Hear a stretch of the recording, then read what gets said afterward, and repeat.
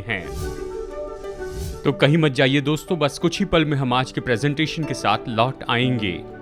इसमें कोई भेद नहीं, आज लाखों लोग तंदुरुस्ती की समस्या से लड़ रहे हैं, जिससे अपाहिज करने वाले रोग हुए और जिंदगी घटती गई। हम बेकार की तंदुरुस्ती की बातों पर लाखों रुपया खर्च करते हैं, जो हमारी मदद करने के बजाय हमें नुकसान पहुंचाती है। लेकिन मैं आपको ये बताता हूँ कि बाइबल में सही प्रिस्क्रिप्शन है जिसकी आपको जरूरत है कि आप तंदुरुस्ती और खुशी का जीवन जिए। अमेजिंग फैक्ट आपको विशेष फ्री रिसोर्स भेजना चाहता है। नाम है अमेजिंग हेल्थ फैक्ट्स। ये आकर्षक पूरी रंगीन मैगजीन 8 सामर्थी बाइबल की तंदुरुस्ती के लेसन्स बहुत ही प्रभावी तरीके से। ये आज आपको बेहतर जीवन जीने के लिए व्यक्तिगत आसान बातें बताएंगी। आधुनिक खोज भी इसकी पुष्टि करते हैं। हर एक पाठ रंगीन और प्रोत्साहित करने वाले तथ्यों से भरा है, जो आपकी मदद करेगा कि आपके शरीर, मन और आत्मा को मजबूत रखें। अपनी फ्री कॉपी मंगवाने के लिए स्क्रीन पर दिए नंबर पर फोन कीजिए या वेब एड्रेस पर जाइए और इस अद्भुत स्रोत को पढ़ने के बाद इसे अपने दोस्तों को जरूर बांटिए। तो आइए आज के प्रेजेंटेशन में लौट कर चलते हैं और परमेश्वर के वचन से अद्भुत तथ्यों को सीखते हैं। जानते हैं, कुछ साल पहले यूएस नेवी ने इसका अध्ययन किया है।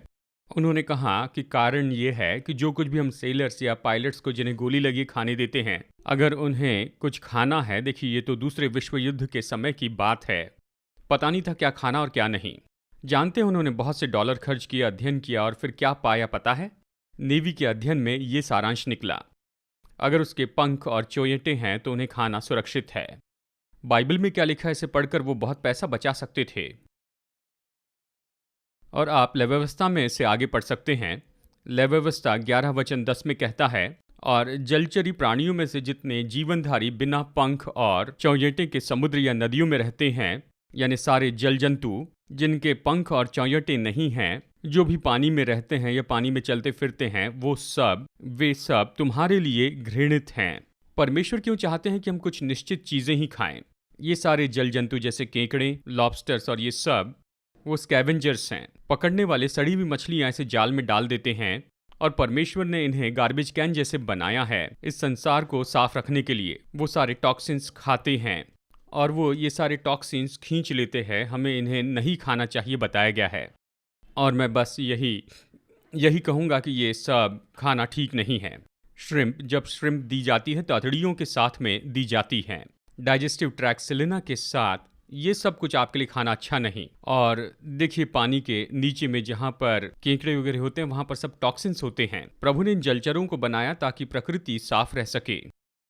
और इसी तरह कुछ पक्षियों को भी अशुद्ध माना जाता है। कौन से पक्षी अशुद्ध हैं?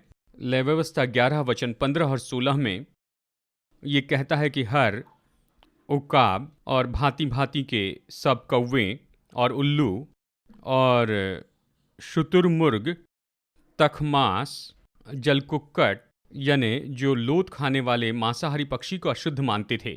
और जो शुद्ध पक्षी हैं, इनका नियम नहीं कि पंख और छिलके हो, लेकिन शुद्ध पक्षी तो यही होते हैं, जैसे टर्की, चिकन्स, इस तरह के पक्षी शुद्ध मानते हैं। क्या मूसा की विधियों की व्यवस्था में शुद्ध और अशुद्ध पक्षियों की व्यवस्था थी, जो क्रूस पर खत्म हो गई?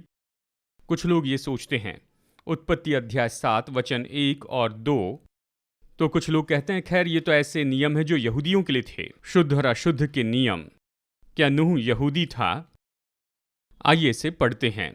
तू अपने सारे घराने समेत जहाज में जा, सब जाति के शुद्ध पशुओं में से तो तू 7-7 जोड़े अर्थात नर और मादा लेना। क्या परमेश्वर ने शुद्ध और अशुद्ध प्राणियों के बीच का फर्क बताया बहुत पहले, यानी यहूदियों के पहले से? सवाल है, कितने लोग नूह से आए हैं? जी हाँ, यहाँ पर सब लोग। और परमेश्वर ने ये नियम बनाया। खैर, आप सोच रहे होंगे शायद आपके पूर्वज बाढ़ में बच गए होंगे नूह को छोड़कर। यहाँ सब नूह से जुड़े हैं। परमेश्वर ने फर्क बता दिया और ये सब मनुष्यों के लिए आप इसका संबंध उत्पत्ति से देख सकते हैं। क्या विश्वासियों को इस तरह से अल्कोहलिक बेवरेजेस लेने चाहिए? कुछ लोग कहते हैं अवश्य, इसमें क्या गलत है? यीशु ने दाखरस पिया, वो अल्कोहलिक नहीं था, वो अंगूर का रस था। बाइबल नीति वचन 20:1 में कहती, बाइबल अपने विरुद्ध में नहीं कहती। दाक मधु ठट्टा करने वाला और मदिरा हल्ला मचाने वाली है। ये मदिरा के बारे में कहता है। जो कोई उसके कारण चूक करता है वो बुद्धिमान नहीं। बाइबल कहती है जो नाश होने वाला है उसे तुम दाखरस दो। बाइबल कहती नूह ने दाखरस पिया और वो विवस्त्र हो गया, और यहाँ पर सच में शर्मनाक बात हुई। लूत की बेटियों ने अपने पिता को शराब पिलाई और लूत अपनी बेटियों के संग सो गया। जब लोग शराब पीते हैं तो कोई अच्छी बात नहीं होती है। मसीह विश्वासियों को इसे अनदेखा नहीं करना चाहिए। शायद आप कहें पास्टर डग मैं थोड़ी सी लेता हूँ, हफ्ते में एक बार, मुझे पीने की कोई भी समस्या नहीं है। शायद ये हो, लेकिन क्या आप जानते हैं 7 में से एक को पीने की समस्या है। शराब लत लगाने वाली है, क्या आप ये जानते हैं? इसके कारण कुछ लोगों की जिंदगी बर्बाद हो गई, परिवार टूट गए, उनका करियर नाश हो गया। स्वर्ग में ऐसे लोग होंगे जिन्होंने सिगरेट पी। मैं बता दूं, शायद स्वर्ग में वो भी लोग होंगे जिन्होंने शराब पी। पहले लोग बियर पीते थे, उन्हें समझ में नहीं आता था, लेकिन हम समझ सकते हैं। जिन्होंने बहुत से गीत लिखे, जॉन न्यूटन, सिगरेट पीते थे। लेकिन उन दिनों में जानते हैं, डॉक्टर अस्थमा के उपचार के लिए तंबाकू का सेवन करने के लिए अनुमति देते थे। कितने लोग ये जानते हैं? जी सच है। लेकिन अब हम अच्छे से जानते हैं कि सिगरेट अभी दूसरे नंबर पर है, जिसके कारण पूरी दुनिया में सबसे ज्यादा लोग मर रहे हैं। उत्तर अमेरिका में तंबाकू, इसके कारण आप बूढ़े होने लगते हैं, आवाज खरखराती है और आपके कपड़ों से बदबू आने लगती है। और तंबाकू में कुछ अच्छाई नहीं है, कोई भी न्यूट्रिशियल वैल्यू नहीं है। और मैं बचपन में देखता था एक पैकेट 25 सेंट्स में मिलता था। मैं विश्वास नहीं कर सकता, लोग सिगरेट के लिए पैसे दे रहे हैं। कुछ साल सिगरेट न पिए तो नई कार खरीद सकते हैं। बाइबल के तंदुरुस्ती के सिद्धांत क्या आज भी व्यवहारिक हैं? अब हम यहाँ पर बाइबल के कुछ सिद्धांतों की सूची देखेंगे, और ये तंदुरुस्ती के सिद्धांत हैं, और आप चकित होंगे कि संसार में ये जाने जा रहे हैं कि तंदुरुस्ती के बुनियादी नियम हैं, ये सब बाइबल में हैं। सबसे पहले, संसर्गजन्य बीमारी से बचने के लिए क्वारंटीन की क्रिया की गई, चाहे फिर ये ईबोला हो या कुछ भी हो। यानी किस पर चर्चा कर रहे हैं? वो तो बस यही बताते हैं कि क्वारंटीन की इस क्रिया में सही और साफ वातावरण बनाए रखें। बाइबल में ये परमेश्वर ने बताया है, अगर कोई अशुद्ध है तो उन्हें खेमे के बाहर रहना है, और ये बीमारी अगर फैलने वाली है तो इसके लिए बहुत से नियम हैं। बाइबल में वो इसे समझ गए थे। नंबर 2, दफनाने के बारे में ये जुड़ा है वायरस से, और देखते हैं इन दिनों में कुछ देशों में इसका पालन नहीं होता है कि मनुष्य की देह को कहाँ पर दफनाएं। मैं जानता हूँ इसके बारे में सोचना उतना सही नहीं है। अगर आप मेरे जैसे संसार के बहुत से भागों में जाएं, यहाँ तक कि बड़े शहरों में अभी भी सही तरह का सैनिटाइजेशन नहीं है, और शायद आप ऐसे देशों का नाम सुनकर चकित होंगे। खैर, मैं उनका नाम नहीं लेना चाहूँगा, कुछ नहीं कहूँगा, लेकिन बाइबल के दिनों में रेगिस्तान से जाते हुए भी परमेश्वर ने उन्हें कुछ नियम दिए। देखिए, नियमित रूप में नहाना और कपड़े धोने से जंतुओं पर नियंत्रण रहता है। जानते हैं ये बाइबल में है। उन्हें नियमित रूप में नहाना था। जब वो जंगल में से होकर जा रहे थे तो भी परमेश्वर ने पानी का प्रबंध किया। मूसा पत्थर पर लाठी मारता और पानी बहने लगता, और ये नदी तो बस उनकी यात्रा में हमेशा उनके साथ में बनी रहती थी, केवल पीने के लिए ही नहीं लेकिन नहाने के लिए भी। और नहाने के बारे में कई बार बताया गया है, और बाइबल हमें बताती है कि बहुत सी बीमारी को रोका जा सकता है, जैसे आज हम जानते हैं नैतिकता के जीवन से। ये यौन संबंधित बीमारी से बचाता है। लय व्यवस्था 18, नीति वचन 5 वचन 1 से 12, और बहुत से वचन हैं। बहुत सी बीमारियां यौन संबंध से फैलती हैं, और कुछ लोगों को तो बस फेटल इन्फेक्शन हुए हैं अनैतिक जीवन शैली के कारण। तंदुरुस्ती के बारे में बाइबल का एक और सिद्धांत, जानवरों की चर्बी नहीं खानी चाहिए। केवल चर्बी ही नहीं लेकिन खून भी। जानते हैं बीमारी फैलती है जानवरों से जानवरों में, पौधे से बीमारी नहीं फैलती। जहरीला पौधा हो सकता है, लेकिन बीमारी एक जानवर से दूसरे जानवर में जाती है। और उसने कहा हमें खून नहीं खाना है। खैर, नया नियम और पुराना नियम दोनों कहते हैं लहू नहीं खाना, प्रेरित 15 में पढ़िए, इस पर कोई सवाल नहीं। कुछ लोग कहते हैं ये पुराने नियम में है, लेकिन नए नियम में भी दोहराए गए हैं। फिर एक और सिद्धांत, नफरत और कड़वाहट से हमारी तंदुरुस्ती बिगड़ती है। कुछ लोग जो खाते हैं उसके कारण बीमार नहीं, लेकिन जो उन्हें खाता है उसके कारण बीमार हैं। और अपने दिल में क्रोध और कड़वाहट बनाए रखना या तनाव, इससे तंदुरुस्ती की समस्या होती है। फिर नीति वचन बताता है ज़्यादा खाना आपकी तंदुरुस्ती के लिए बुरा है। वो मधु खाने के बारे में कहता है, लेकिन कहता है ज़्यादा नहीं खाना।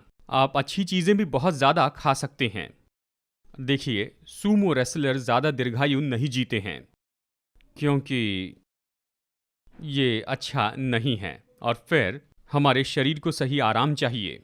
भजन संहिता 127 वचन 2 और मरकुस 6:31, सब इसी के बारे में है, काफ़ी नींद लेना। और फिर देखिए काम का महत्व।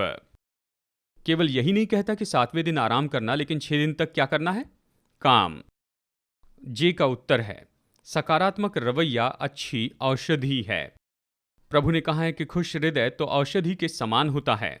जब मैं ये मुश्किल सच्चाई सिखाता हूं तो मैं सोचता हूं कि कई बार थोड़ा मुस्कुराना चाहिए, क्योंकि जीवन तो मुश्किल है। क्या परमेश्वर को हमारी शारीरिक तंदुरुस्ती की परवाह है, या केवल परमेश्वर आत्मिक बातों की परवाह करते हैं? बाइबल क्या सिखाती है? मत्ती 4:23 में यीशु सारे गलील में फिरता हुआ उनके आराधनालयों में उपदेश करता और राज्य का सुसमाचार प्रचार करता रहा और लोगों की हर प्रकार की बीमारी और दुर्बलता को दूर करता रहा। तो फिर क्या परमेश्वर को हमारी तंदुरुस्ती की परवाह है? हाँ, और उसने कई बार चमत्कारी रीति से लोगों को चंगाई दी। कई बार बीमारी वंशावली के कारण आती है, कई बार बीमारी आती है क्योंकि आप दूसरे बीमार व्यक्ति के पास थे या वातावरण की समस्या हो। लेकिन जानते हैं हमारे देश में बीमारी का सबसे बड़ा कारण है हमारी जीवन शैली के कारण हमने ये खुद पर ओढ़ी है। जानते हैं तंदुरुस्ती के संकट क्यों है? मेडिकल इंस्टीट्यूशन में जाए तो इतना ज़्यादा खर्चा क्यों होता है? ये तो हमारी जीवन शैली के कारण है, और खास करके पश्चिमी देशों में धनी होने के कारण, और कसरत नहीं करते हैं, भरपूरी में हैं। लोग अपने जीवन में कम उम्र में बीमार पड़ते हैं और फिर कई साल तक इन बीमारियों से लड़ते रहते हैं, और इसके कारण भयानक खर्चे होते हैं। अगर बाइबल का अनुकरण करें तो बहुत से हॉस्पिटल के पास काम नहीं होगा। तीसरा यूहन्ना 2, प्रियो, मेरी ये प्रार्थना है कि तू जैसे आत्मिक उन्नति कर रहा है वैसे तू सब बातों में उन्नति करे और भला चंगा रहे। कैसे? जैसे तेरी आत्मिक उन्नति हो रही है। तो ये किस स्तर पर रखा गया है? मुझे तंदुरुस्ती चाहिए, शारीरिक संपन्नता और आत्मिक संपन्नता चाहिए। अगर एक ही चुनना है तो आत्मिक चुन लीजिए, क्योंकि इससे क्या लाभ की अच्छी तंदुरुस्ती है और आप भयानक पापी हैं। अनंत काल के लिए आप बच नहीं पाएंगे। प्रभु कहते हैं आत्मा की देखभाल करते करते शरीर की भी देखभाल करना, क्योंकि अगर आपका मन स्पष्ट होगा और आपका शरीर तंदुरुस्त होगा कि परमेश्वर की सेवा करें और शैतान का सामना करें। और फिर एक और यूहन्ना 10:10, उसने कहा मैं इसलिए आया हूं कि वे जीवन पाए, और किस तरह का जीवन पाए? बहुतायत का जीवन पाए। इस तस्वीर को देखिए, इनका नाम है बनाना जॉर्ज। ये स्कीइंग कर रहे हैं बिना चप्पल पहने। मैंने किया है और ये जवानों के लिए करना बहुत मुश्किल होता है। मैं सोचता हूँ इस तस्वीर में ये 80 साल के हैं और 92 साल तक स्कीइंग करते रहे। 40 साल की उम्र तक तो स्कीइंग शुरू भी नहीं की थी। केले पसंद थे इसलिए पीला रंग पहनते थे। परमेश्वर के लिए तंदुरुस्ती महत्वपूर्ण क्यों है? 1 कुरिन्थियों 6:19 वचन 20 भी कि तुम्हारी देह पवित्र आत्मा का मंदिर है, इस तरह ये कहता है। इसलिए अपनी देह में परमेश्वर को महिमा दे और आत्मा में जो परमेश्वर की है। फिर से देखिए रोमियो 12:1, अपने शरीरों को जीवित और पवित्र और परमेश्वर को भावता हुआ बलिदान करके चढ़ाओ, यही तुम्हारी आत्मिक सेवा है। देखिए आप लोग परमेश्वर के स्वरूप में बनाए गए हैं। आप परमेश्वर के हैं। हमें केवल अपनी आत्मा ही नहीं लेकिन अपने शरीर को भी चढ़ाना है। हम परमेश्वर की आराधना केवल मन से नहीं करते, अपने जीवन से उसकी आराधना करते हैं। यानी चाहे आप खाते या पीते हैं, जो भी करते हैं परमेश्वर की महिमा के लिए करें। क्या आप जानते हैं अमेजिंग फैक्ट्स का फ्री बाइबल स्कूल भी है, जिससे आप अपने घर की सुविधाओं में रहते हुए कर सकते हैं। ये 27 सुंदर विवरण दिए गए पाठ हैं जो आपको प्रभु वचन का अध्ययन करने में मदद करेंगे। ये इंग्लिश, हिंदी, तमिल और तेलुगु भाषा में उपलब्ध हैं। तो इस फ्री बाइबल स्टडी कोर्स के लिए आज ही साइन अप कीजिए। तो आज ही एनरोल करने के लिए विजिट कीजिए biblestudy.aftv.in पर। क्या आप अमेजिंग फैक्ट बाइबल स्टडी को और नहीं पा सकते हैं? आपको सच्चाई से भरे प्रोग्राम को जानने के लिए अगले हफ्ते राह देखने की जरूरत नहीं है। आप जाइए अमेजिंग फैक्ट मीडिया लाइब्रेरी में aftv.org पर। aftv.org पर आप वीडियो और ऑडियो प्रेजेंटेशन का आनंद उठा सकते हैं और साथ ही प्रिंटेड मटेरियल सब कुछ मुफ्त में। दिन में 24 घंटे और हफ्तों में 7 दिन आपके कंप्यूटर या फिर मोबाइल से लॉग कीजिए aftv.org पर।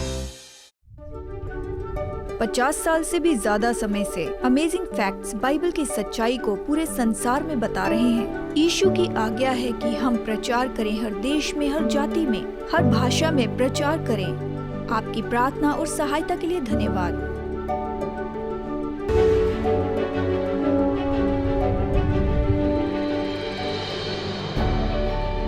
आज के फ्री ऑफर को मंगवाइए, ये आपके लिए एक आशीष है। जैसे हम सुसमाचार लोगों तक ले जा रहे हैं, आपकी भेंटों के लिए आपका धन्यवाद। आशा है आप अगले हफ्ते जुड़ जाएंगे। जैसे हम वचन की गहराई को देखते हैं, हम और भी अमेजिंग फैक्ट्स देखेंगे।